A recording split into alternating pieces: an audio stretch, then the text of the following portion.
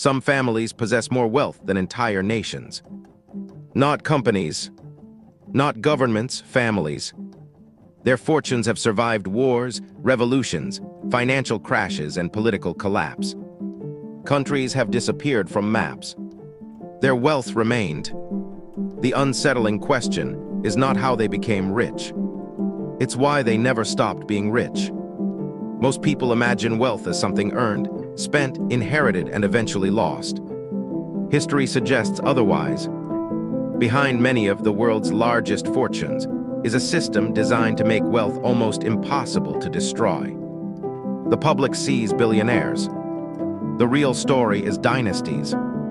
Families whose influence stretches across generations, industries, and continents. The strange part is how rarely they appear in headlines. Power attracts attention.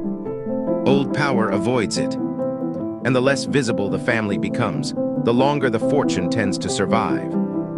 The secret isn't money. It's structure. For centuries, wealthy families have used trusts, holding companies, foundations, partnerships, and private investment vehicles to separate ownership from visibility. The result is a financial maze where assets can remain under family control, while individual names disappear from public view.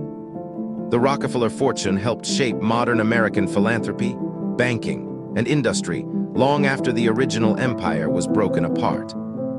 European dynasties used similar methods generations earlier. Some fortunes outlived kings. Others outlived the industries that created them.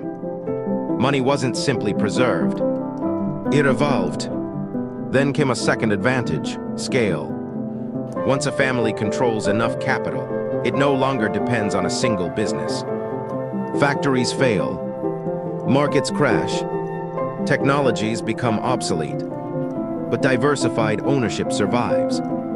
A family might hold stakes in energy, real estate, infrastructure, finance, agriculture, and technology simultaneously. When one sector suffers, another often benefits. Over time, the fortune becomes less connected to any product and more connected to the entire economic system. At that point, wealth stops behaving like income. It behaves like gravity. Everything around it slowly moves toward it. But the biggest revelation is that many of these families no longer need to own companies outright. Ownership itself has changed. Influence can be exercised through investment funds, private equity firms, foundations, voting agreements, and networks of partnerships.